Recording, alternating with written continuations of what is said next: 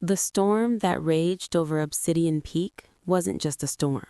It was a howl of grief, a celestial echo of the sorrow that had seeped into the very stones of the fortress.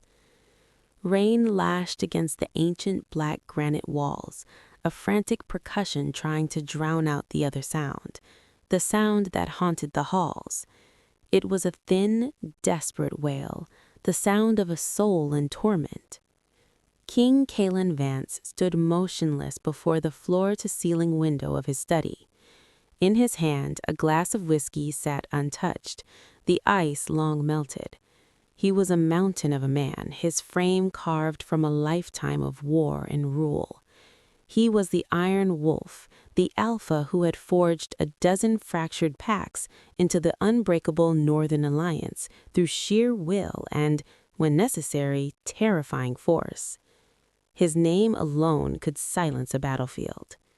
Yet here he stood, utterly defeated, not by an army, but by the cries of his own son. 3 months. For 3 endless months, the sound had been his constant companion, his personal hell. His heir, the tiny prince who should have been the future of their people, was fading before his eyes. "Your Majesty?" The voice from the doorway was soft, laced with the tremble he'd come to dread. Alara, the head of household, her scent of rosemary and beeswax, usually so calming, now just signaled another failure. He didn't turn. Is he asleep? A long pause. The wailing from the east wing hit a new, piercing peak. "No, my alpha," Alara whispered. "The new nurse, she's gone. She left 10 minutes ago. She said the forest spirits whisper that the prince is not meant for this world, that he is a vessel for old pain." Kalen's hand tightened on the glass. A single sharp crack echoed in the silent study. "That is the 4th this week, Alara, the 8th in 3 months." "I know, sire. The servants, they talk. They say the Luna's death during his birth was an omen. They say the moon goddess has turned her face from him, that his soul is incomplete." Kalen finally turned. His eyes, usually a sharp, cutting gray, were shadowed with exhaustion and a fury so deep it had frozen solid. "The goddess has no hand in this. My son is sick, and I am surrounded by fools and superstitious cowards." He strode past her, his boots heavy on the polished obsidian floor. The grand corridors of Obsidian Peak, once filled with his late wife Lyra's laughter and the scent of her gardens, now felt like a beautiful tomb. He moved toward the sound, each cry a shard of glass in his heart. The nursery was a portrait of bittersweet hope. The walls were painted a soft silver, the color of Lyra's eyes. Toys from across the realms sat untouched on shelves. In the center of the room stood a magnificent crib of moonwood, a gift from the elven enclaves. And in that crib, a tragedy was unfolding. Prince Finian, just 4 months old, was writhing. His small body was rigid, his face a mask of silent agony when his breath caught. He was too thin, too pale. Dark circles, cruel and impossible on an infant, bruised the skin beneath his closed eyes.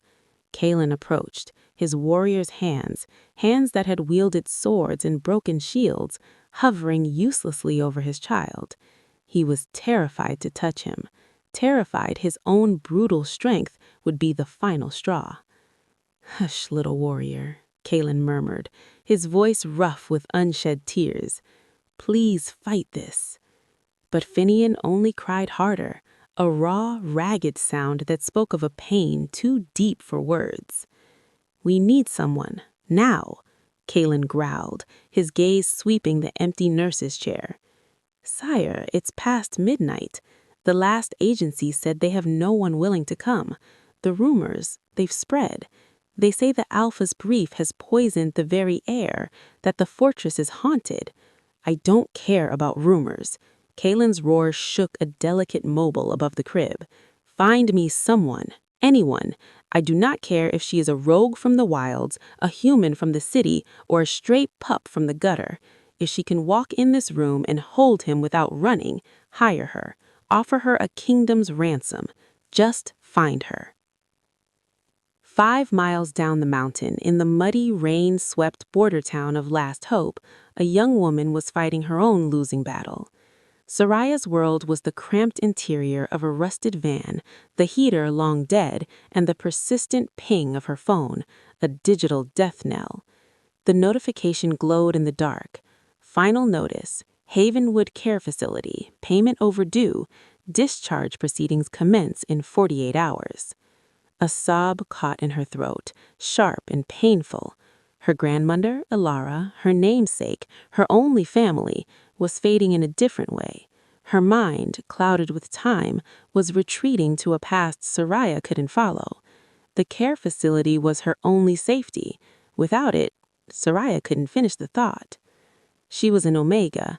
In the shifter world, that meant she was background noise, a calming presence meant to serve, to soothe, to never lead. But Soraya had no pack to serve. The Shadowfen pack, her family's pack, was gone, erased in a political purge she barely understood as a teenager. She had run, hidden, and survived by swallowing bitter scent suppressants and taking any cash-in-hand work she could find. Desperate, she pulled her van into the lot of a grimy all-night diner, hoping to beg for a dishwasher shift. As she ran through the pounding rain, she collided hard with someone rushing out. "Watch it!"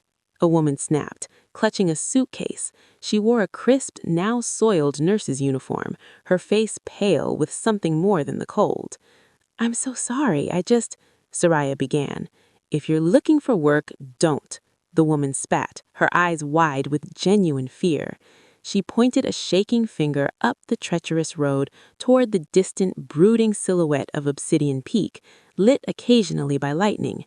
"Don't go up there, to the fortress. The Alpha has lost his mind, and the baby is cursed. I'd rather starve in this ditch than spend another night listening to that sound."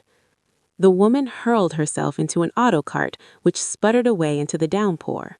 Soraya stood alone, the icy rain soaking through her threadbare coat. Cursed? Mad? The words swirled with a notification on her phone. 48 hours. She had no luxury for fear, no room for superstition. She needed money. Tonight. With a resolute born of pure desperation, Soraya turned her van not toward the diner, but toward the winding mountain road, toward the storm, toward the Alpha King and his cursed prince. She had no idea she wasn't just driving toward a job. She was driving toward a secret that would unravel a kingdom, and toward a love that would demand a courage she never knew she possessed. The gates of Obsidian Peak were not gates. They were jaws, massive black iron jaws that loomed out of the lashing rain, flanked by watchtowers where shadowy figures stood vigilant. Soraya's rusty van coughed and sputtered as she approached, feeling smaller than a field mouse before a wolf. A guard stepped into the headlights, his oilskin cloak shedding water and sheets. He didn't speak, just looked at her van, then at her through the windshield, his eyes glowing faintly amber in the dark. An Alpha guard. Her Omega instincts, even muted by suppressants, screamed at her to lower her eyes, to bare her neck in submission. She clenched the steering wheel and forced herself to meet his gaze. She rolled down the window, the storm immediately invading the cab. "I'm here about the position, the nanny position." The guard's nostrils flared slightly, scenting her. The cheap, chemical-laden suppressants masked her natural scent, marking her as a rogue, someone hiding. His lip curled, but he jerked his head. "Follow the inner road to the servants' entrance. Someone will meet you." The path inside was a tunnel of sheer rock, opening into a courtyard lit by harsh, flickering torchlight. The fortress was a monolith of power and despair. Before she could even kill the engine, a side door opened and a woman with a severe bun and a kind, worried face hurried out with an umbrella. "You're the one?" the woman asked, her voice nearly lost to the wind. "For the prince?" Soraya just nodded, grabbing her small, damp duffel bag. "Quickly then, he doesn't like to be kept waiting." He was King Kalen Vance. Soraya was not taken to a kitchen or a staff room. She was led directly to his study. The room was a reflection of the man. imposing, austere, filled with weapons and maps, yet currently dominated by a profound, palpable anguish. He stood with his back to her, gazing into the fire. He was even larger up close, his shoulders straining the fabric of a simple black tunic. The air around him crackled with a suppressed energy, an alpha's aura so potent it was a physical weight, pushing her instincts to the floor. Alara says you came from Last Hope, in that vehicle. His voice was a low rumble, weary but edged with steel. He didn't turn. Yes, Your Majesty. You have no references on file, no pack affiliation. You list your last employment as general labor. Why should I let a ghost near my son? Soraya's mouth was dry. She could hear it now, faint but unmistakable, the thin, desperate wail seeping through the stone. It was a sound that hooked into her very soul. Because it doesn't sound like a curse to me, Your Majesty. It sounds like he's in pain, and I know what that's like, to hurt in a way no one else can see. Something shifted in Kalen's stormy gaze, a flicker of something other than despair, a desperate, wild hope. He made a decision then, based on nothing but her words and the steadfast set of her shoulders. You have one night, he said, the words final. A trial. If you can get him to sleep for 1 full hour, you stay. The pay is triple what was offered. If you fail, you leave at dawn and you speak of what you heard here to no one. He didn't wait for her agreement. He simply strode past her and out the door, leaving her with Alara. The head of household gave her a pitying look. This way, child. The walk to the east wing was long and cold. The crying grew louder, more distinct, a relentless soundtrack of suffering. Alara stopped before a heavy oak door, carved with phases of the moon. This is the royal nursery. Everything you need is inside. I will be down the hall if you need to leave. Soraya took a deep, shuddering breath. She was an Omega. Soothing was in her blood, her very biology, but her suppressants blocked her calming pheromones. All she had was herself. She pushed the door open. The room was beautiful and heartbreaking, silver and blue, filled with light and soft things. And in the center, in the grand crib, was the source of all the sorrow. Prince Finian. He was so small, smaller than he should be. His tiny fists were clenched, his face was red and tear-streaked, his body arching as if trying to escape something. Soraya's heart shattered and remade itself in an instant. This was no cursed preacher. This was a baby, utterly terrified and in agony. "Oh, little one," she whispered, her voice soft as down. "What's hurting you?" She approached slowly, not reaching for him yet. She simply leaned over the crib rail, letting him see her, humming a tuneless, gentle lullaby her grandmother used to sing. His cries hitched for a second, a single shuddering breath of surprise. He opened his eyes. They were Lyra's eyes, pure, clear silver, and in that moment they were filled with a depth of suffering that no infant should ever know. It was in that silent, shared look that Soraya made her second vow of the night. She would not just try for a job, she would find out what was torturing this child, even if it cost her everything. The real trial had begun. The first hour was a lesson in helplessness. Soraya tried everything she remembered from her brief, happy childhood. She changed Finian's diaper, though it was clean. She tried to offer a bottle of warmed milk, which he turned from, his tiny mouth set in a grim line of refusal. She swaddled him, rocked him, carried him in a slow circuit of the room. He would calm for a moment, lulled by the motion, only to jerk awake with a sharp, pained cry, his little hands flying to the back of his head, rubbing frantically against her shoulder or the blanket. It wasn't colic. It wasn't hunger. It was a specific, localized pain. Soraya sat in the rocking chair, Finian's hot, tense body curled against her chest. She studied the room not as a nursery, but as a crime scene. What is here that hurts him? The air smelled wrong, not of sickness, but overly clean. A heavy, cloying scent of lavender and honeysuckle air freshener masked everything beneath. But there, just on the edge of perception, was a metallic tang, like old coins or blood. Her eyes landed on the crib. It was a masterpiece. The moonwood sanded to a satin finish. The mattress was thick, covered in a luxurious silver silk coverlet. Everything was perfect. Too perfect. Finian rubbed his head again, a frantic, distressed motion. Gently, Soraya laid him on the plush rug and turned on every light in the room. She needed to see the crib, really see it. She started with the mattress, running her hands over the silk.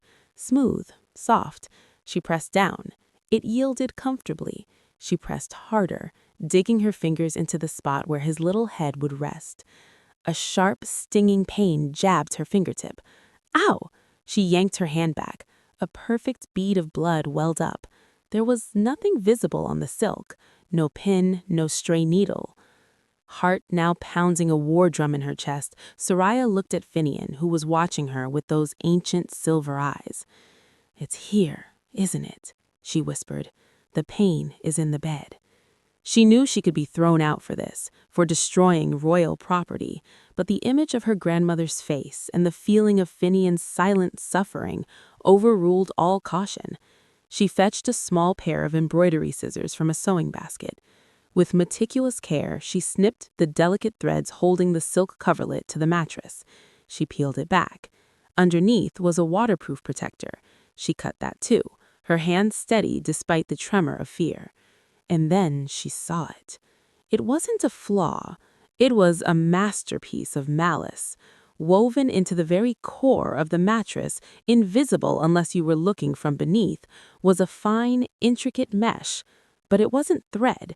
It was a dull gray metal, woven into the padding in a dense circular pattern right where a baby's head would lie. Soraya's blood turned to ice in her veins. Silver. Silver was harmless to humans. To werewolves, it was a slow, insidious poison. It burned, it caused nausea and weakness, it blocked their natural healing. Prolonged exposure was fatal. Someone hadn't just cursed Prince Finian, they were murdering him. Night by night, nap by nap, they were leaching poison into his bloodstream, making him weak and sick, making his pain inexplicable to doctors who would look for disease, not assassination. A cold, clear fury replaced Soraya's fear. This was no accident. This was calculated, cruel, and happening inside his own home. She tore the mattress fully out of the crib, flipping it over.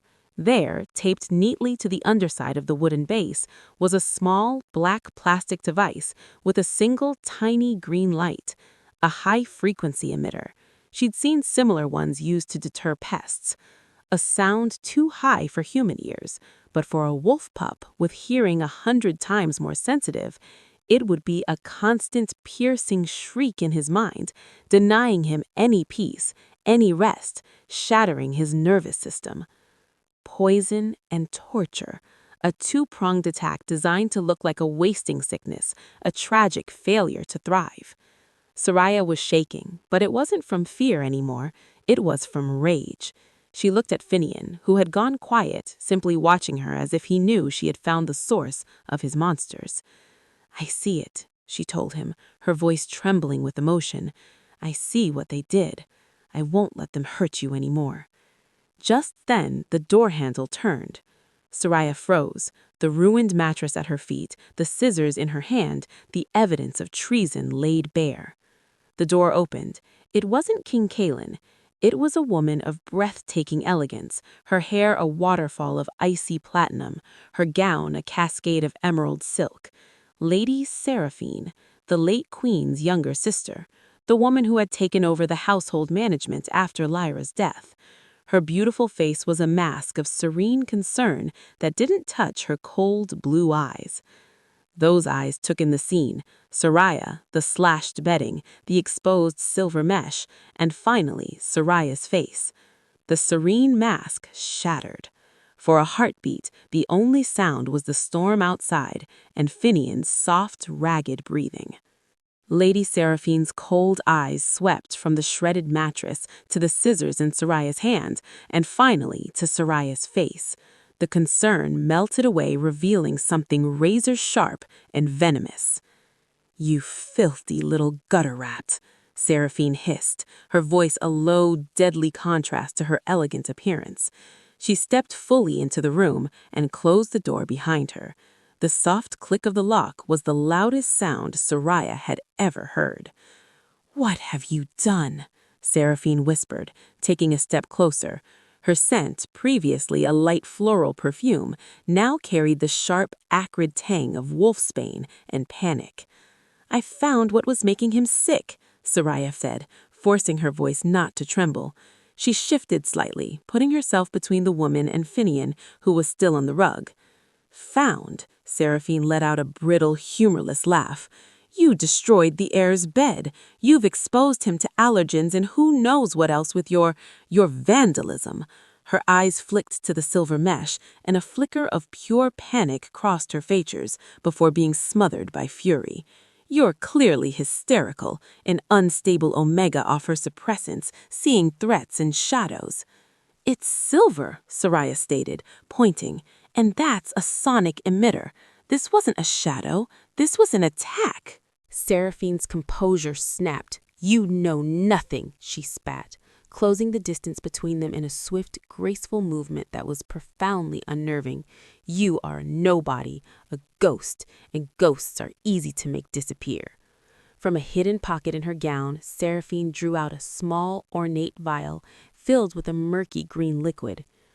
"Wolfsbane extract, highly toxic, fast-acting.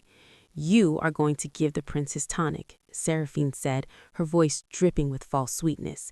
"And then, in your grief and madness, you will drink the rest.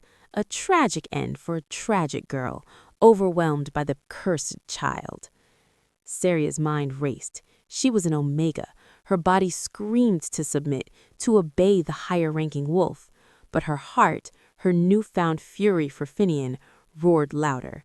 She took a step back, her heel bumping the overturned mattress. "He's your nephew," Saria breathed, genuine shock cutting through her fear. "Your own blood." "He is the reason my sister is dead," Seraphine snarled, the truth exploding out of her. "Lyra was the light of this kingdom, and he extinguished her. Kaelin was meant to be a conqueror, a king of legends. Now he is a nursemaid weeping over a sickly whelp, while our borders weaken and our allies lose respect. With the heir gone, the line of succession falls to me. I will be the regent. I will restore this pack to glory." The naked ambition, twisted with grief and jealousy, was terrifying. This wasn't just a plot. It was a crusade in Seraphine's distorted mind. "Now," Seraphine said, uncorking the vial. The pungent, poisonous smell filled the space between them.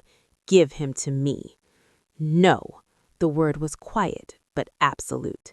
Seraphine's eyes flashed with wolf-light. She lunged. She didn't shift fully, but her speed was preternatural. Her hand shot out, not for the baby, but for Saria's throat. Saria twisted, throwing herself sideways, but Seraphine's fingers closed like iron bands around her neck, cutting off her air. Saria gagged, clutching Finian tighter with one arm, her other hand scrambling behind her, over the mattress, searching. Her fingers brushed the hard plastic of the emitter. As black spots danced in her vision, Saria found the control dial. She didn't turn it off. She twisted it to its maximum setting. To human ears, nothing changed. But to Seraphine, with her full wolf hearing, Seraphine screamed. It was a sound of pure, agonized shock. She released Saria, clapping her hands over her ears, staggering back as if struck. Saria hit the floor, gasping, air burning back into her lungs. Finian wailed, the sound now agonizing for him too. Scrambling up, Saria grabbed the only weapon she could see, a heavy crystal perfume bottle from the dresser. "Help!" Saria screamed, her voice raw and ragged. "Alpha, help us!" Seraphine recovered with shocking speed. The sonic assault had enraged her. With a snarl that was more beast than woman, she swiped the bottle from Saria's hand, sending it shattering against the wall. Then she grabbed a fistful of Saria's hair and slammed her head against the carved moonwood post of the crib. White-hot pain exploded. Saria's legs buckled. "You insignificant worm!" Seraphine screamed, raising her hand, her fingers elongating into cruel, sharp claws, aimed at Saria's throat. Die! The door did not open. It ceased to exist. One moment it was a solid barrier of aged oak. The next it was a cloud of splinters and shattered hinges, blasted inward by a force of pure, unleashed fury. Framed in the wreckage, backlit by the lightning from the hall window, stood King Calen Vance. He was not the weary, grieving man from the study. This was the Iron Wolf, shirtless, muscles corded. His eyes were not gray, but blazing pools of molten silver. His iron aura didn't just fill the room, it invaded it, a tsunami of power that made the very air vibrate and the remaining glass in the windows crack into spiderwebs. His gaze, a physical force, swept the scene. The destroyed mattress, the scissors on the floor, Saria bleeding and crumpled by the crib, clutching his screaming son, and Lady Seraphine, standing over them, her claws out, her face a mask of feral rage. For a fraction of a second, the world hung suspended. Then Seraphine's expression melted. The fury vanished, replaced by abject terror and welling tears. She dropped to her knees, a picture of victimhood. "Calen, thank the moon," she sobbed, pointing a trembling finger at Saria. "She's mad. I came to check on Finian, and she was tearing the crib apart. She was screaming about demons in the wood. She tried to attack me with the scissors. She was going to hurt the baby." Calen's head turned toward Saria. His eyes, still burning with that unearthly light, saw the evidence: the vandalized royal crib, the weapon in reach, the stranger huddled protectively over his child. To a father pushed to the brink of madness by months of helplessness, it was a story that fit his deepest fears. He didn't speak. He moved. In a blur, he was across the room. He snatched Finian from Saria's arms, passing the baby to Captain Reese, his head guard, who had appeared behind him. Then his hand, large and unforgiving, closed around Saria's throat. He lifted her off the ground as if she weighed nothing. Her feet dangled, scrambling for purchase. "You dare!" The roar was guttural, primal, shaking dust from the rafters. Spittle touched her cheek. "I let you into my home. I trusted you with my heart's last hope." "No," Saria choked, her vision blurring, her hands clawing weakly at his immovable wrist. "The bed! Look at the—" "Silence!" He tightened his grip. The world began to tunnel into blackness. Behind Calen, Seraphine arose to her feet, her tears drying instantly. A small, vicious smile touched her lips as she watched. "Finish it," her eyes seemed to say. Calen's muscles bunched. He was going to snap her neck. But then a smell cut through the sense of blood, fear, and wolfsbane. It was faint, buried beneath the cheap suppressants now smeared and failing, a sense of wild thyme and cold mountain streams after the rain. It was clean. It was honest. And there was a sound, a high, thin, electronic whine he hadn't registered in his rage. It was coming from the black device on the floor. The woman in his grip wasn't fighting to get free. Her trembling hand was pointing insistently at the gutted mattress. "The silver!" Her lips formed the words with her last breath. Calen's fury wavered, not with doubt of her guilt, but with a sliver of confusion. He didn't drop her. He threw her. Saria hit the carpet, a heap of coughing, gasping pain, her throat on fire. "Hold her," Calen growled at Captain Reese, not taking his eyes off the mattress. "If she moves, restrain her." He turned his back on them all and walked to the crib. Seraphine rushed forward, her voice a panicked melody. "Calen, wait! Darling, don't listen to her ravings. She's destroyed Lyra's last gift to the baby. Look at this mess." "Be silent, Seraphine." Calen's voice was quiet, deadly quiet. He looked at the ripped fabric. He saw the exposed padding. He reached out and with a grimace of pained determination, he pressed his bare palm directly into the center of the woven mesh. The sizzle was instantaneous. The smell of burning flesh choked the lavender-scented air. Calen roared, yanking his hand back. An angry, blistering burn, already weeping, marred his skin, a burn that would not heal quickly. He stared at his seared palm, then at the mattress. The truth monstrous and undeniable, crashed over him. He ripped the fabric further, revealing the full, horrifying extent of the silver web. It was tarnished, dull. It had been there for months. His son had been sleeping on a bed of poison. The whole time, he whispered, the words hollow with devastation. All this time, he was being tortured in his own bed. He reached under the crib frame, tore the emitter free, and crushed it in his fist. The high-pitched whine died, leaving a ringing, profound silence in its wake. Kalen turned, slowly. He didn't look at Soraya, still gasping on the floor. He looked at Seraphine. Seraphine was backing toward the ruined doorway, her face the color of chalk. "Kalen, I didn't know. The craftsmen, they must have—" "A craftsman wove silver into a royal crib?" Kalen asked, a soft, conversational voice as he took a step toward her. "A craftsman attached a sonic weapon? You, who supervised every detail. You, who never let anyone else manage the nursery." "It could have been her!" Seraphine shrieked, pointing a shaking finger at Soraya. "She planted it." "She has been here less than 2 hours," Kalen said, taking another step. The calm was more terrifying than any roar. "The oxidation on that silver is months old. The wear on the padding is from his head, night after night."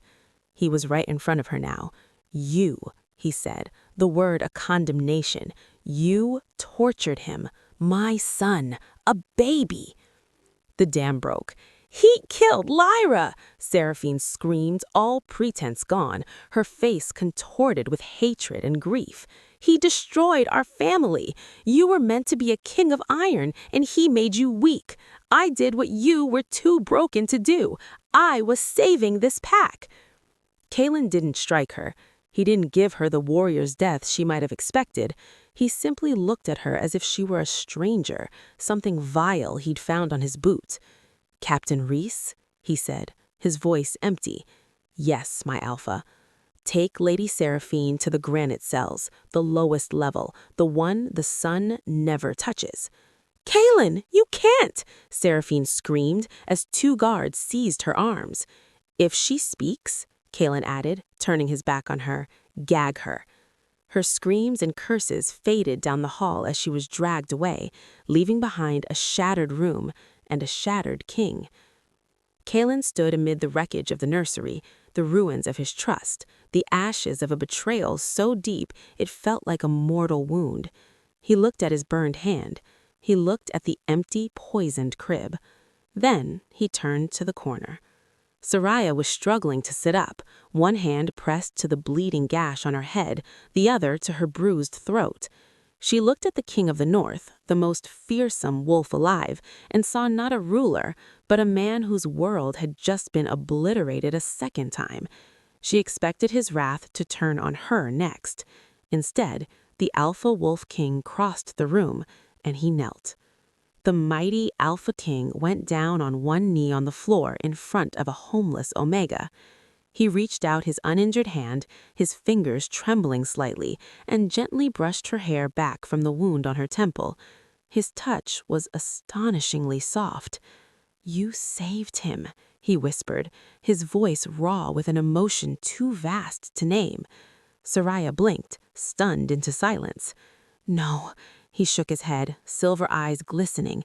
8 others heard him cry, physicians, nurses, family. They gave up. They called him cursed, broken. His gaze searched hers, looking for something he thought lost forever. "You were the only one who looked closer. You were the only one who saw a child in pain, not a monster." He bowed his head, his forehead almost touching her shoulder. It was a profound vulnerability, of utter defeat and gratitude. "I almost killed you," he breathed, the horror of it thick in his voice. "You didn't know," Soraya said softly. Her own voice was a rasp. Then, her instincts taking over, she reached out and carefully took his burned hand. The skin was fever-hot, inflamed. "This needs treatment. Silver burns fester. And Finian, he needs to be checked for silver poisoning. He needs clean air, herbs to draw it out, and he needs to be away from this room." Kalen looked at her hand, holding his. He felt that spark again, the wild thyme and rain, clearer now. He leaned in deeply, inhaling near her neck where the scent patch had torn completely free. Soraya stiffened. He could smell her true scent now, her heritage, her secret. "Who are you?" Kalen asked, his voice husky. No ordinary Omega knows of sonic emitters or stands against a high-born wolf like Seraphine. Soraya pulled her hand back, the fear returning, colder and sharper than before. "I'm just someone who needed a job, Your Majesty." Kalen stood, pulling her up with him. He didn't let go of her arm. "You have the job," he stated, his tone leaving no room for argument. "Triple the pay, whatever you require." He looked toward the door where Captain Riss held a now sleeping Finian, peaceful for the first time in memory. "But you are not just someone," Kalen said, his intense gaze locking onto hers. "You are the savior of my house, and from this moment, you are under my protection." He turned to his captain. "Prepare the Amber Suite in the West Wing. Soraya and the prince will reside there tonight." "The Amber Suite, sire?" Riss asked, startled. "That is for visiting royalty." "Do it." Kalen looked back at Soraya, the storm still in his eyes, but now mixed with a dawning, cautious hope.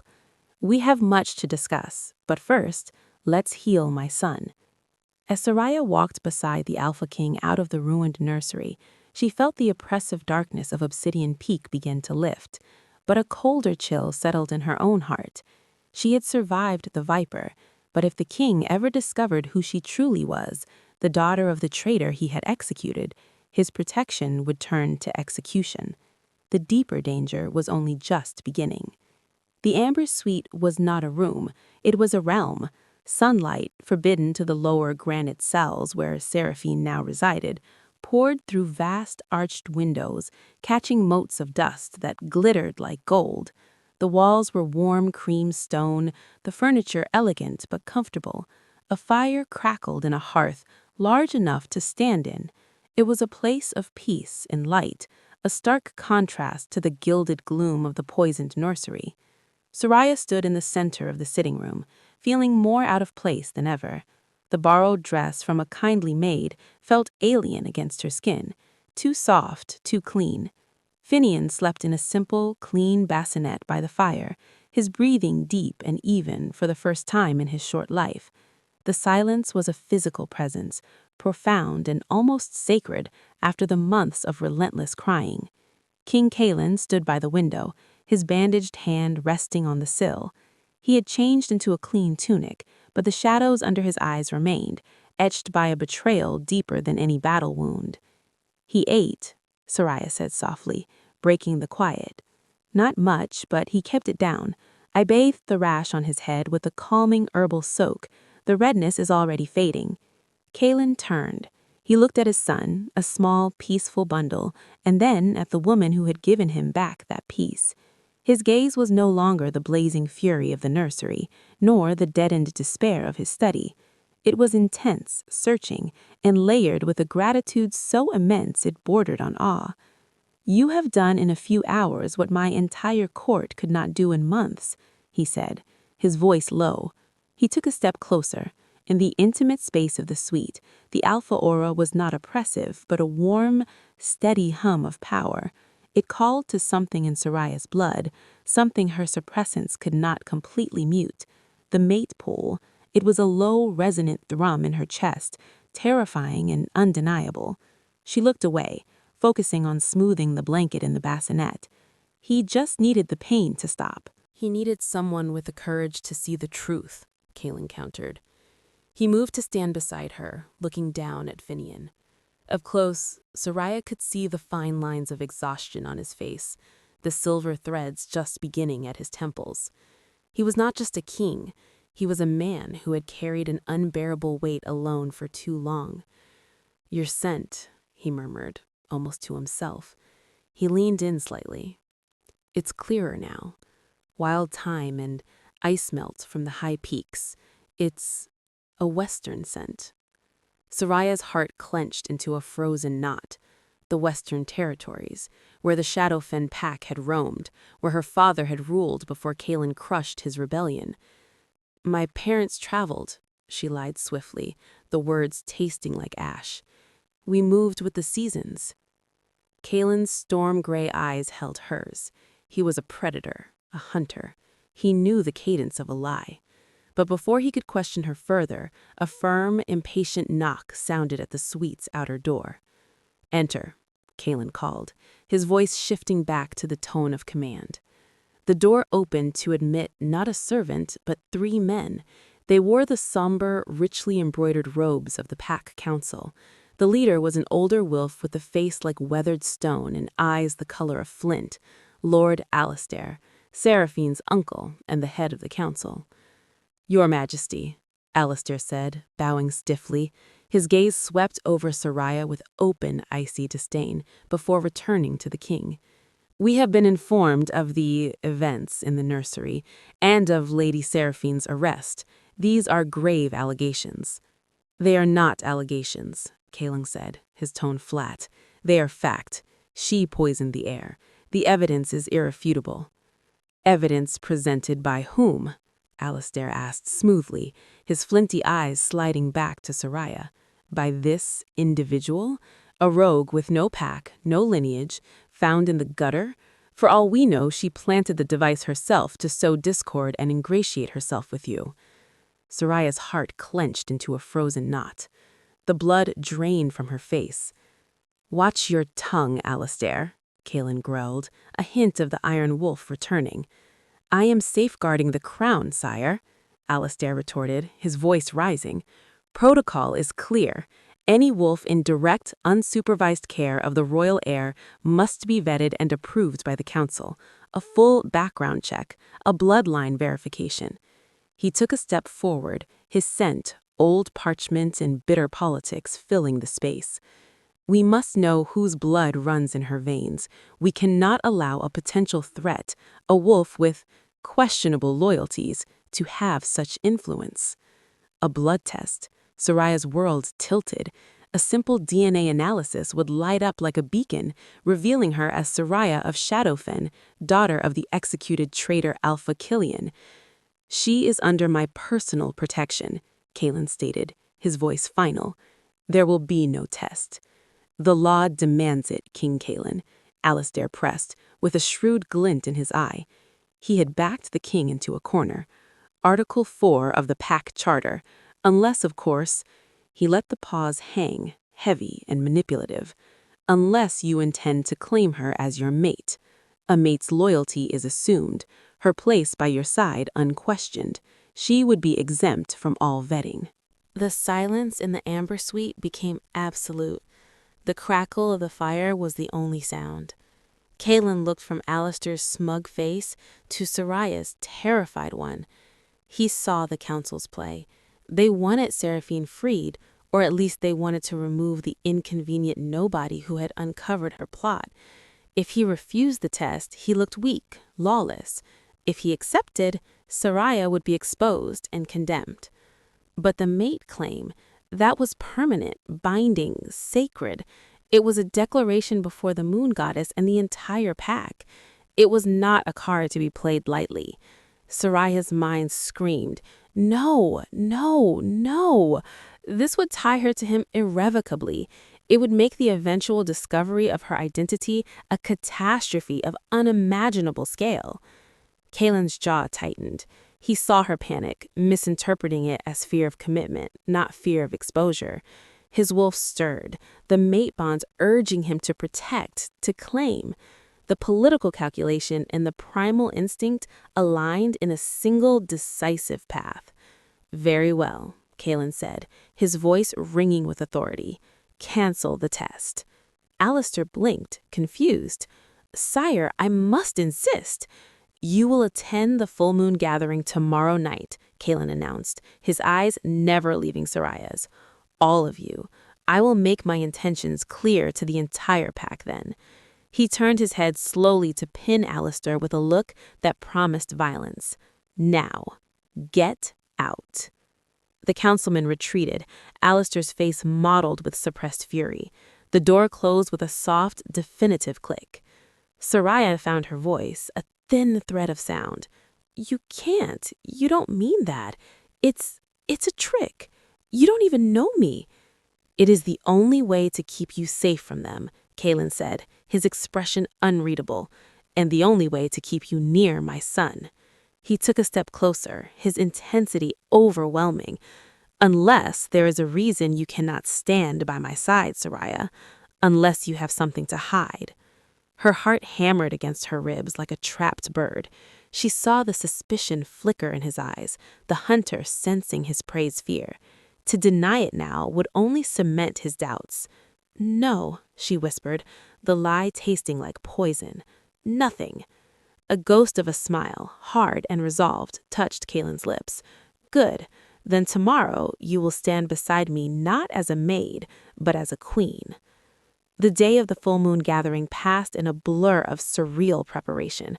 Soraya was surrounded by a team of quiet, efficient attendants who bathed her, dressed her, and styled her hair with a reverence usually reserved for sacred objects. They asked no questions, but their curious, assessing glances were a constant pressure. The gown they presented was a weapon of silk and symbolism. It was the color of a deep winter night, a blue so dark it was almost black, shot through with subtle silver threads that shimmered like starlight. It fit her as if it had been woven for her, hugging her curves before flowing into a graceful train.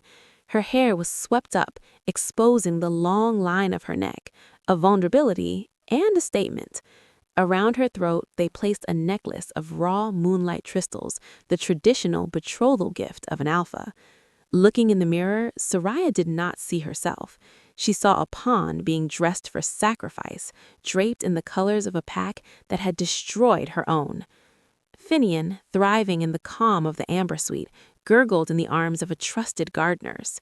Soraya kissed his soft forehead, drawing strength from his innocent peace.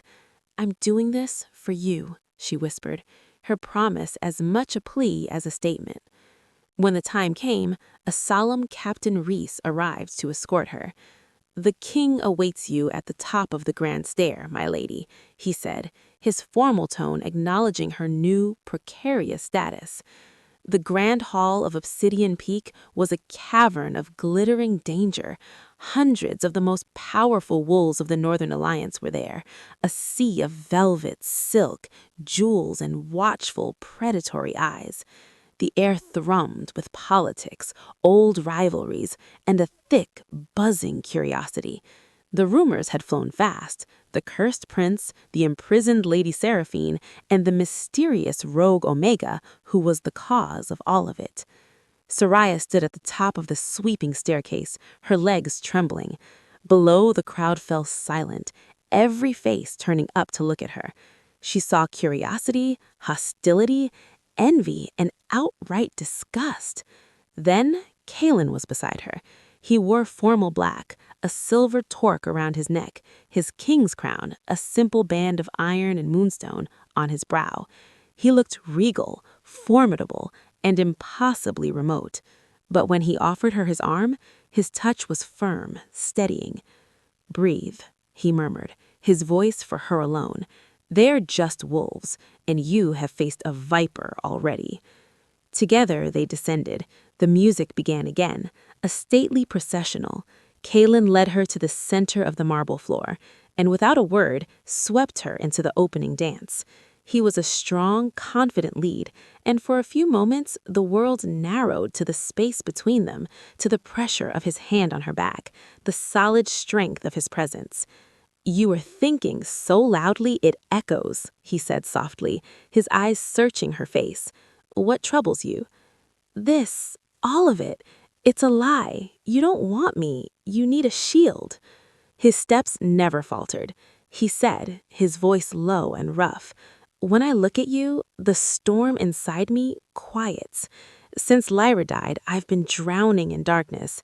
You are the first hand to reach into those depths and pull me toward the air. The raw honesty in his words was more disarming than any command. Soraya's heart ached. She was falling for the prison she was building around herself. She was falling for her jailer, her father's killer. The guilt was a rot in her soul. Suddenly, the music screeched to a halt. The crowd parted like a nervous herd. Lord Alistair strode onto the dance floor, not alone this time. Behind him, 2 guards dragged a shackled, battered figure. It was an old wolf, his fur matted, one eye swollen shut. Soraya's breath caught. She knew him. Brynnis, her father's oldest friend, his most loyal beta. He had helped her escape the fall of Shadowfen. Alistair's voice boomed across the silent hall. "A pardon for interrupting, Your Majesty, but new evidence has come to light. Evidence that cannot be ignored regarding the wolf at your side." Kaelin stopped, positioning Soraya slightly behind him. "This is not the time, Alistair." "It is precisely the time," Alistair cried, shoving the old wolf forward. "Tell them, tell the king who she is." Brynnis lifted his head. His one good eye found Soraya across the distance. In it she saw not malice, but a profound, weary sorrow. "I'm sorry, little Soraya," he rasped, his voice carrying in the dead quiet. "They have my granddaughter." He took a shuddering breath and addressed the hall. "She is not just Soraya. She is Soraya of Shadowfen, daughter of Alpha Cillian, the traitor you executed, King Kaelin, the last living heir of the rebellion you crushed." The hall erupted. Gasps, shouts of outrage, cries of traitor and spy filled the air. Kaelin went utterly still. The warmth, the connection of moments before, shattered and blew away like ice in a gale. He turned to face her.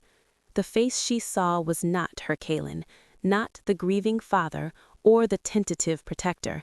It was the face of the Iron Wolf, the king who meted out justice without mercy. Cold, hard, implacable. Is it true? The question was a whisper of deadly frost. Tears streamed down Soraya's face, cutting through the careful cosmetics. She couldn't lie anymore. The truth was a relief and a death sentence. "He was my father," she confessed, her voice breaking. "But I knew nothing of his plans. I was at a distant school.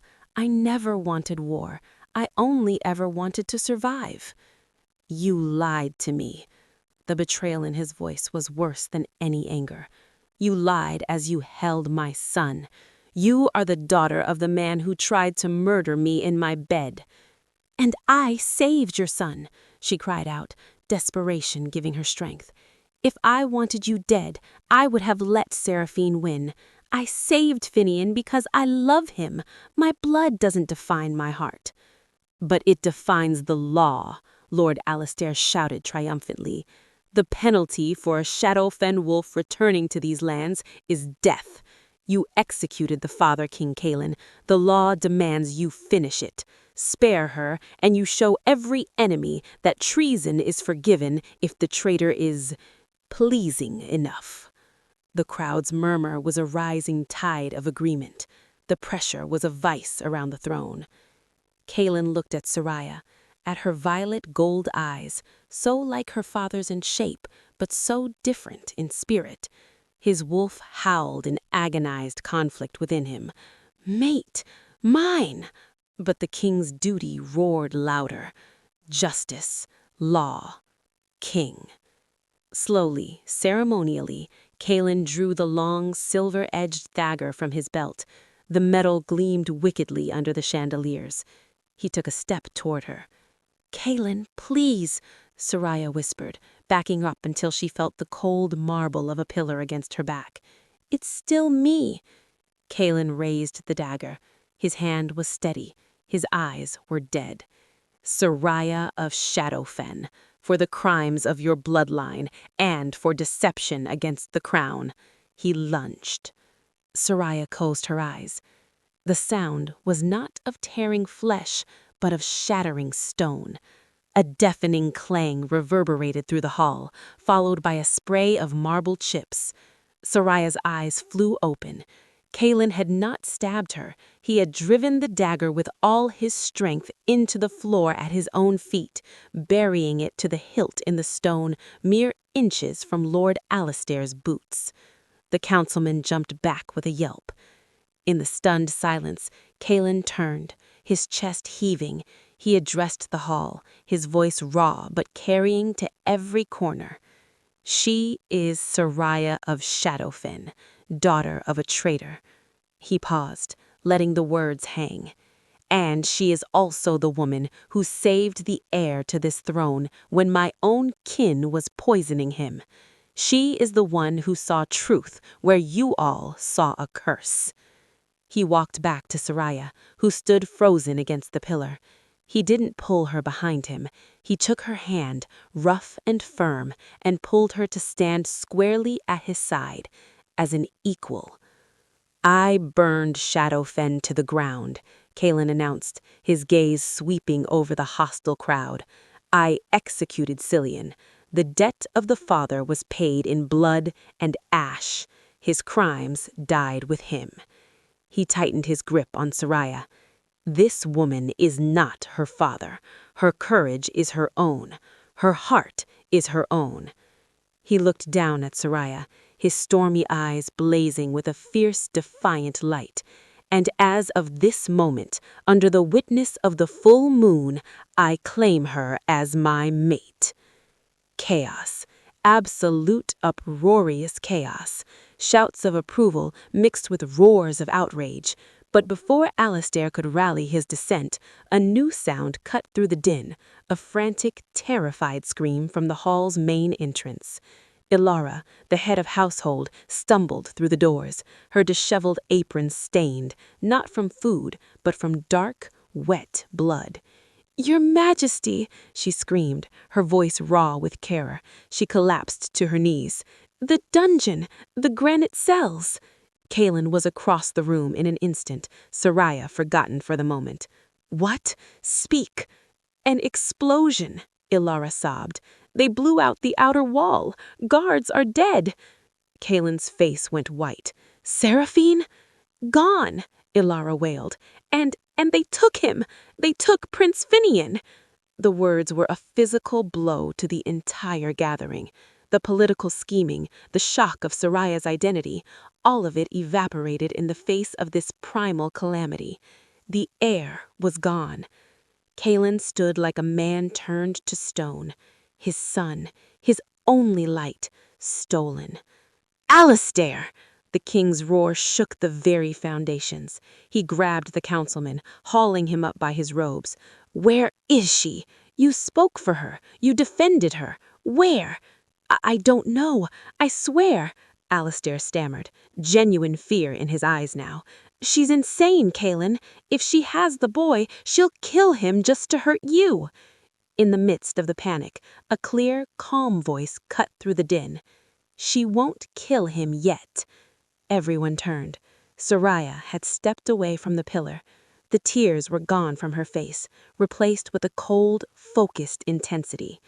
The scared Omega was gone. In her place stood the survivor, the hunter, the woman who had looked into the heart of Seraphine's malice and understood it. Kaelin released Alistair, his desperate gaze locking onto her. "How do you know?" Soraya said, her voice steady. "Because she needs an audience," Soraya said, her voice steady. "She doesn't just want him dead. She wants you to watch. She wants you to see your legacy destroyed. She'll go somewhere symbolic, somewhere that tells a story." "Where?" Kaelin demanded, hope and terror warring in his eyes. Soraya closed her eyes. She blocked out the panic, the noise. She thought of Seraphine's pride, her theatrics. She thought of the scent on the dungeon wind Ilara had brought in with her. Not just stone dust and blood, but the faint, cold scent of old wet ashes carried from the west. Her eyes snapped open, gleaming with dreadful certainty. "Shadowfen," Soraya said. "She's taking him to the ruins of my father's estate." Kaelin stared at her, horrified. "Why there?" "Because it's a graveyard," Soraya whispered, the truth chilling her own soul. "And she wants to bury your hope next to mine." The ride to the Shadowfen ruins was a descent into a nightmare Soraya had vowed never to revisit. Kalen drove a powerful, all-terrain vehicle like a man possessed, the headlights cutting through the relentless rain, painting the twisted, blackened trees in stark, monstrous relief. The forest here was sickly, still bearing the scars of the fire that had consumed her home. Soraya sat beside him, her beautiful gown exchanged for practical, dark clothing, a loaded pistol heavy on her thigh. She said nothing, her face a mask of grim resolve, but inside, her heart was a turmoil of grief and terror. She was leading the king who had destroyed her life back to the scene of his crime to save the child she loved. The irony was a bitter pill. "If we survive this," Kalen said abruptly, his voice strained, not taking his eyes off the treacherous path, "I will rebuild it, stone by stone. I will return these lands to you." "Don't," Soraya said quietly, staring at the passing shadows. "Don't make promises in the dark. Focus on Finian. We can talk about ghosts later." They crested the final hill. Below, in a rain-lashed valley, lay the corpse of Shadowfen Manor. It was a jagged silhouette against the stormy sky, a skeleton of charcoal black stone and fallen timbers, overgrown with creeping, thorny vines. But in the center of the ruins, a single harsh floodlight had been erected, a stark island of illumination in the sea of darkness. And there, standing on the crumbling remains of the grand staircase, the very steps where Soraya had played as a child, was Seraphine.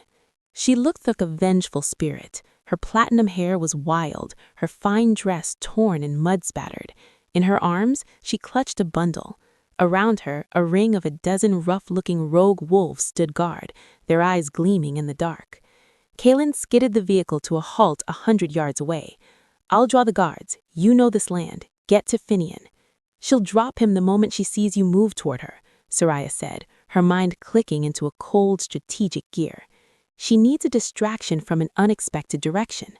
Kalen looked at her, really looked at her, seeing not the maid or the pawn, but the ally, the strategist. He gave a sharp nod. "Be careful. You too."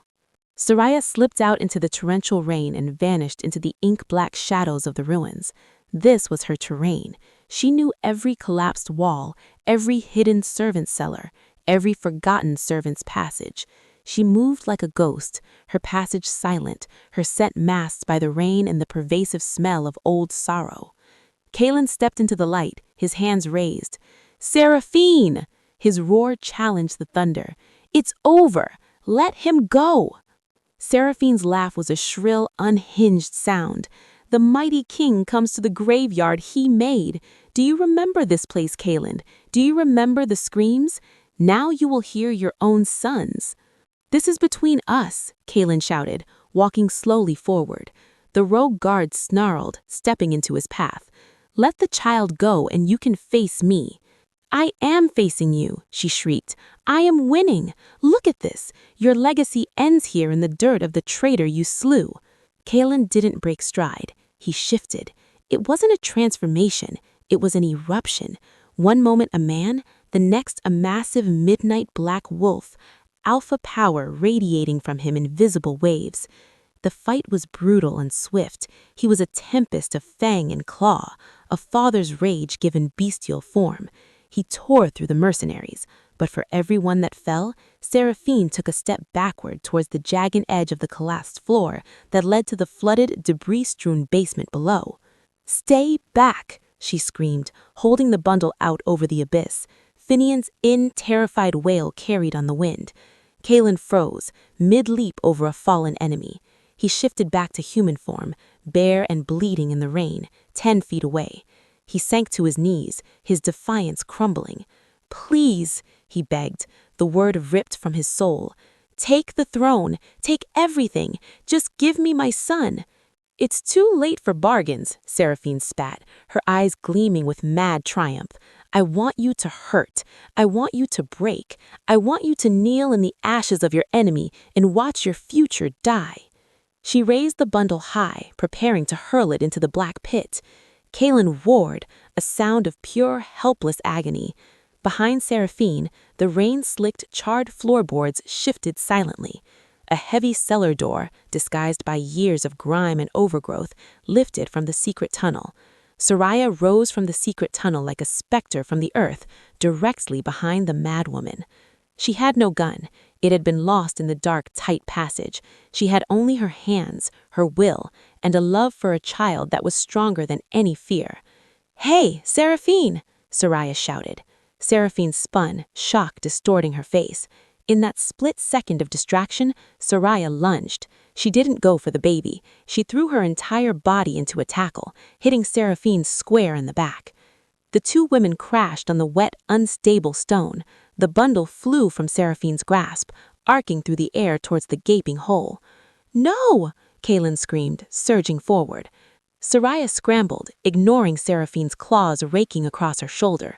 She threw herself towards the edge, her arms shooting out into the void. Her fingers hooked onto the corner of the thick blanket. Jerk! Her body slammed into the broken edge of the floor, her ribs screaming in protest. She dangled, one arm over the abyss, holding Finian by a desperate fistful of wool over the 30-foot drop to dark, rushing water and jagged stone below. "Die!" Seraphine shrieked, finding her feet. She snatched up a chunk of broken masonry, raising it to smash Soraya's clinging fingers. A black blur shot across the ruins. Kaylin didn't shift. He moved with the full, terrifying speed of his alpha nature. He hit Seraphine like a cannonball, driving her away from the edge.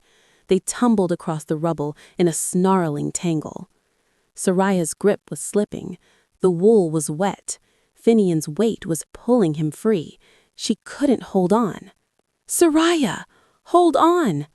Kaylin's voice was a distant roar over the pounding rain and her own thundering heart. Out of the corner of her eye, she saw him and Seraphine locked in a brutal struggle, a whirlwind of fists and fury near the broken base of an old fountain. Her fingers were screaming in agony. The blanket was slithering, inch by inch, through her clenched fist. Finian's cries were thin, terrified wails that echoed up from the darkness below. She looked down. His small face was a pale moon in the shadows, his silver eyes wide with fear. "I can't drop him. I can't." Gritting her teeth, she made a decision. She couldn't pull him up with one arm. The stone edge was too slippery, her position too precarious. With a final, desperate prayer, she let go of the edge. For a heart-stopping moment, she was in free fall, clutching the blanket to her chest. Then she slammed sideways into the rough, slanted wall of the basement chasm. She scrabbled wildly with her boots, finding a narrow, crumbling ledge. She wedged herself there, back against the cold stone, Finian now cradled securely against her chest, both of them trembling violently. They were trapped. 10 feet below the main floor, on a ledge barely a foot wide, above a deadly drop. She could hear the fight above, the snarls and crashes. She couldn't climb back up with the baby. All she could do was hold him and wait. "Soraya!" Kaylin's voice closer now, raw with panic. "We're here!" she shouted back, her voice echoing in the stone chimney. "On a ledge! He's safe!" A grunt of pain, a heavy thud, and then silence from above. Dread, cold and slick, coiled in Soraya's stomach. Then Kaylin's face appeared over the edge, bleeding from a cut on his brow, his eyes frantic until they found her. The relief was momentary. "The ledge is giving way below you," he said, his voice tightly controlled. "I can pull one of you up at a time, but I need you to listen." He reached an arm down. It was too far. He would have to lie flat, stretching his full length. "Give me Finian first," Kaylin said. It was not a command, but a plea. "I will pull him up, secure him, and then I will come back for you. I swear it on my soul, Soraya. I will come back for you." Soraya looked at the tiny, shivering child in her arms. She looked at the love and terror in Kaylin's eyes, and she looked at the crumbling stone beneath her own feet. She trusted him with Finian. With her life, she wasn't as sure. What if the ledge collapsed while he was securing the baby? What if Seraphine wasn't truly subdued? What if, with his heir safe, the weight of her deception made him hesitate? This was the choice, the ultimate test of everything that had passed between them. She kissed Finian's wet forehead. "Be brave, little wolf." she whispered. Then, moving with infinite care, she shifted him in her arms. She looked up at Kalen, his arm outstretched, his eyes holding a promise she desperately wanted to believe. "Take him," she said. With a strength born of adrenaline and care, she lifted the bundled baby as high as she could. Kalen stretched, his fingers brushing the wool. He hooked his hand under the blanket and pulled. Slowly, surely, he drew his son up out of the darkness and into the safety of his arms. Soraya watched, her heart in her throat, as he clutched Finian to his chest for a brief, shuddering moment. He placed the baby gently on solid ground a few feet back, wrapping him securely in his own dry cloak. Then he turned back to the hole. He lay flat on his stomach, reaching both arms down now. "Your turn. Give me your hands." The ledge beneath Soraya's feet groaned. A chunk of mortar broke free and clattered down into the void. There was no time. She looked at his outstretched hands, at his face, etched with fear not for her son, but for her. In that moment, she saw the truth. The king was gone. The iron wolf was gone. Only Kalen remained. She leapt not upward, but outward, trusting him to catch her.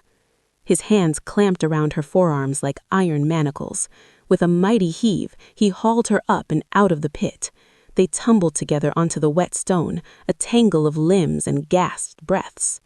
For a long moment, they just lay there, holding on to each other, the rain washing over them, the reality of their survival dawning. Soraya pulled back first, her eyes searching the ruins.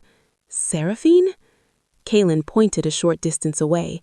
Seraphine lay motionless near the broken fountain, her head at an unnatural angle. "The fight was over the moment she threatened my son," he said, his voice empty, "and the moment she made you let go." It was not a boast, just a grim fact. The threat to his family was ended. He sat up, pulling Soraya with him, his arms wrapping around her as she began to shake from delayed shock. He held her, his face buried in her wet hair, his own shoulders trembling.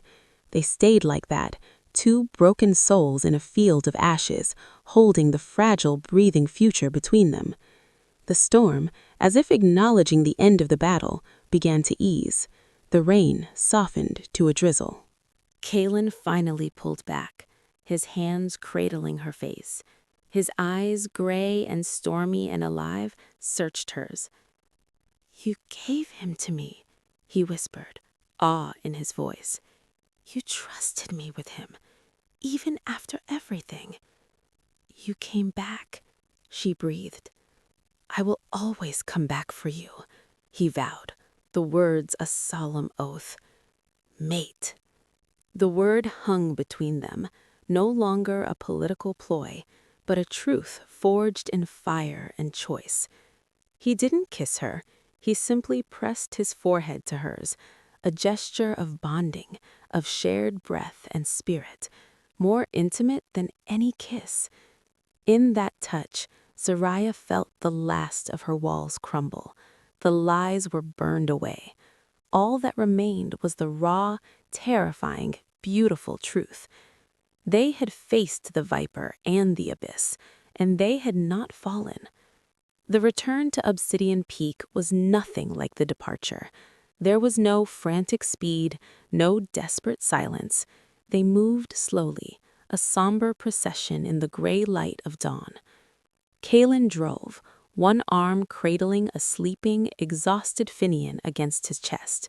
Soraya sat beside him, wrapped in a dry blanket, her body aching in 100 places, but her spirit quieter than it had been in years. Seraphine's body was left for the carrion birds and the cleansing rain. The rogue wolves who had survived were bound and taken by the guards who had finally arrived from the fortress. There would be trials, interrogations, a rooting out of every trace of the conspiracy. But for now, in the vehicle, there was only the soft sound of the engine, the rhythm of the wipers, and the profound, fragile peace of a family that had been to the brink and returned. No one spoke until the black spires of the fortress appeared through the thinning mist. "They will be waiting," Kalen said, his voice rough from disuse and emotion. "The council, the pack, they will have questions and demands." Soraya looked at his profile, at the weary set of his jaw, the protective curve of his arm around his son. "I know," she said softly, "but we have the truth, and we have him." He glanced at her, a ghost of a smile touching his lips. "We do." The main courtyard was indeed filled with a silent, anxious crowd. Guards, servants, council members, all stood waiting, their faces pale in the morning light. As Kaelin stepped out, still holding Finian, a collective breath seemed to be released. The prince was alive. Lord Alistair stepped forward, his earlier arrogance gone, replaced by a wary, shaken respect. He looked from the king to Soraya, who stood beside him, her head held high despite her disheveled state. "Your Majesty, the prince is safe," Kaelin finished, his voice carrying across the stones. "Thanks to the courage and loyalty of my mate." He stressed the word, letting it settle over the assembly like a verdict. "The traitor Seraphine is dead. The threat to the throne is ended." Alistair bowed his head. "The goddess be praised." He hesitated, then raised his eyes to Soraya. There was no apology in them, but a dawning, grudging acceptance of a new reality. "My lady, the pack owes you a debt." Soraya simply nodded, too tired for politics, her focus on the small, sleeping child. Kaelin dismissed the crowd with a gesture. "The council will convene at noon. Until then, let my house tend its wounds."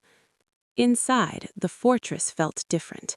The oppressive gloom had lifted, replaced by a sense of relief that hummed in the very air. Alara rushed forward, tears streaming down her face as she fussed over Finian, whisking him away to be checked by the physicians and fed. Kaelin guided Soraya not to the amber suite, but to his own private chambers. They were spacious, masculine, lined with books and maps, but with a large window overlooking the mountains. A fire was already lit. "You should rest," he said, his hands gentle on her shoulders. "So should you," replied Soraya, looking at the fresh bruises and cuts on his arms, the burn on his palm now neatly rebandaged. He didn't argue. He simply pulled her into a tight, wordless embrace. It wasn't a kiss. It wasn't a claim of passion.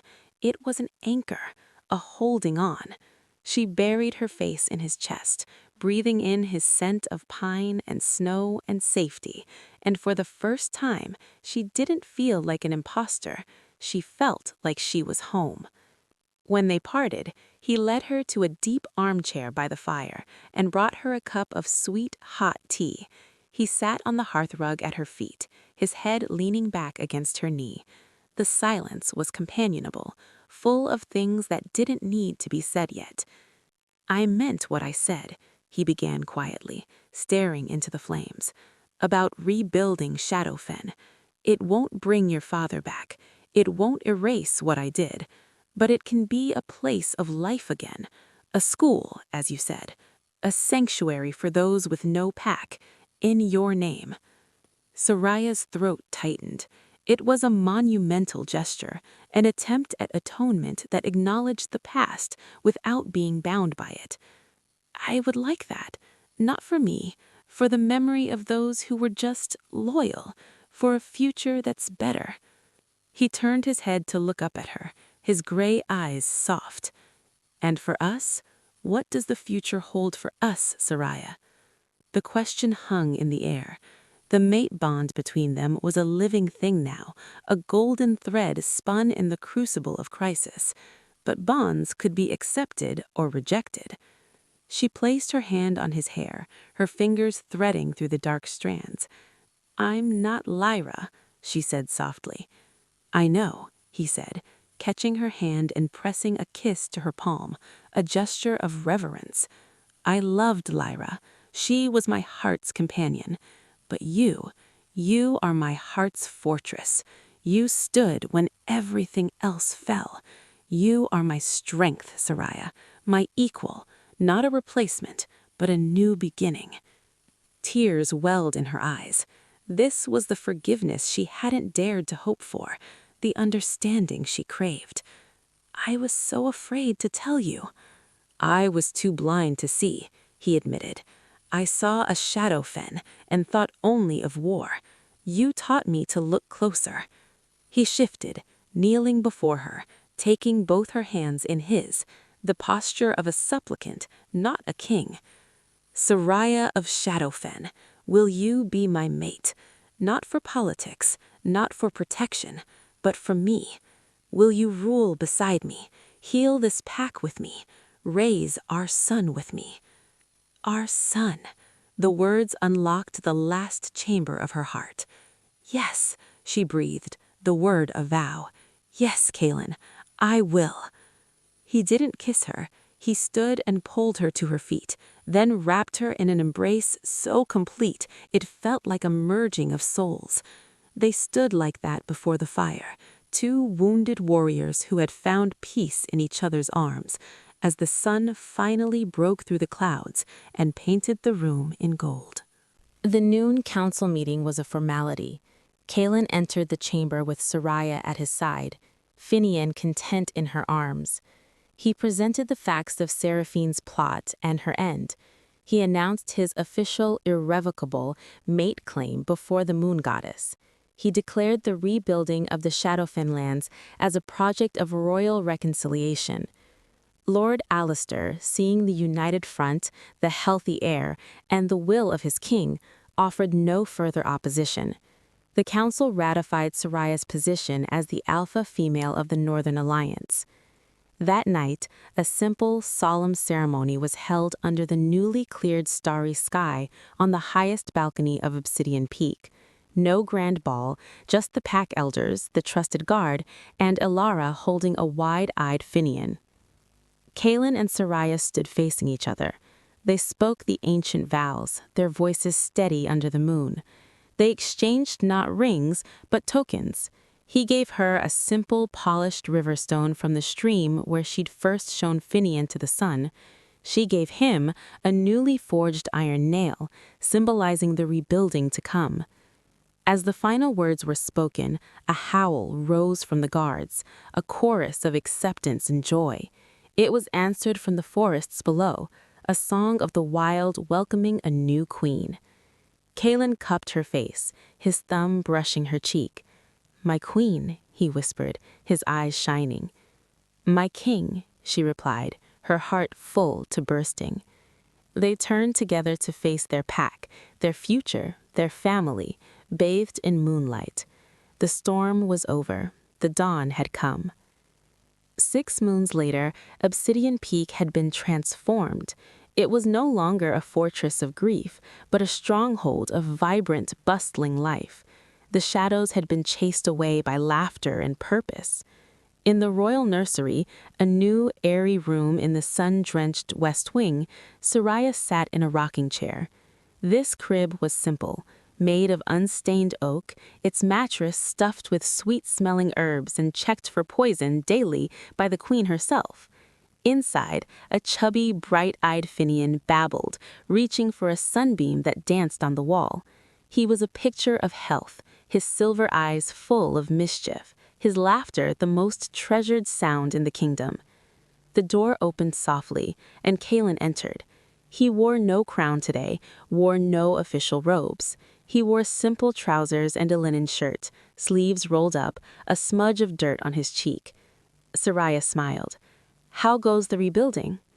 He came to stand behind her, his hands resting on her shoulders, looking down at their son with boundless pride. "The foundation stones of the new school are laid. The first wing will be ready for winter. We had volunteers from 3 packs today." He bent, kissing the top of her head. "They call it Soraya's Refuge." There was no bitterness in the name, only purpose. She reached up, covering his hand. The mate bonds between them was a quiet, constant song now, a source of strength and deep, abiding joy. Their love was built on honesty, forged in sacrifice, and nurtured in the peaceful moments like this one. "The council meeting?" she asked. "Brief. Alistair has retired to his country estate. The new head is Marcellus from the Frostfang pack. He's pragmatic, loyal. He asked after the prince's plans for his first hunt. Kalen chuckled, a rich, warm sound. I told him he had to master walking first. Finian giggled as if he understood, kicking his legs.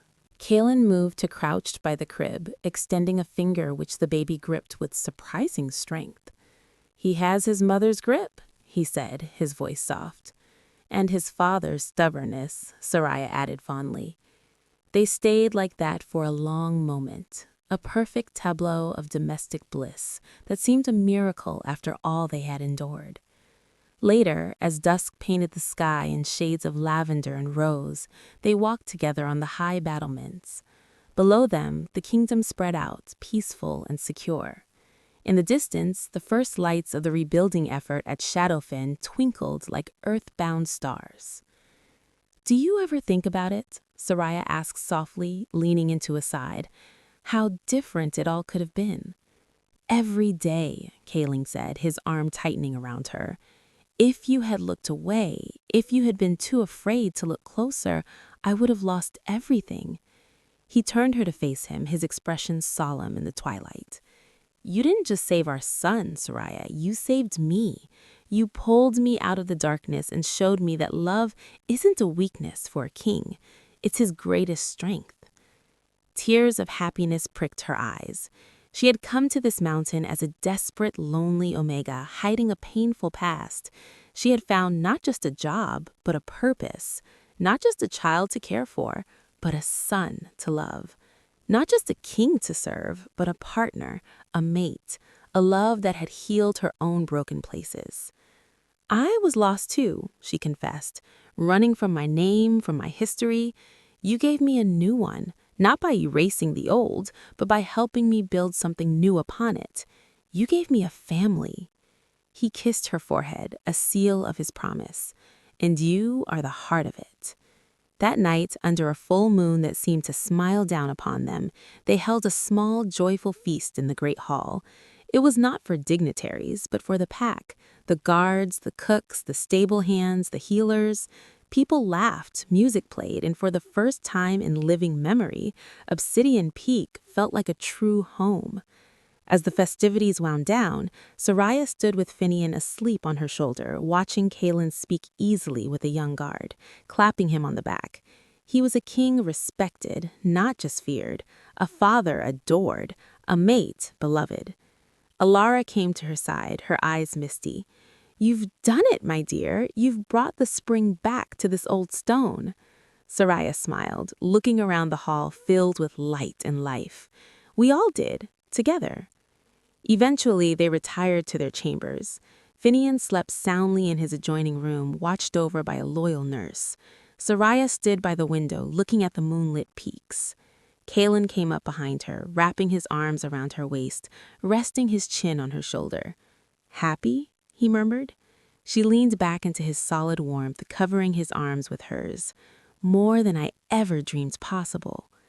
They stood in comfortable silence, two souls who had weathered the fiercest storm and found in its wake a peace so profound it felt eternal. The Alpha King's pup had cried in the night, a sound of hidden agony that echoed through stone corridors and fearful hearts. Until a new maid, with nothing to lose and a heart full of compassion, had looked closer. She hadn't found a curse. She had found a cruel plot, a hidden enemy, and in the process, she had found her own courage, her own truth, and a love that would define a kingdom. She had looked closer, and in doing so, she had changed everything. And so in the fortress that was once a tomb, a new legend was born, not of war and iron, but of resilience and love, of a queen who came from the storm and a king who learned to love again. Their story was whispered in the forest, a promise that even in the darkest night, dawn is always waiting for those brave enough to seek it. And in the royal nursery, under the watchful, loving eyes of his parents, the prince who once cried, now only dreamed, safe, cherished, and surrounded by a love that would forever be his shield and his legacy. The end.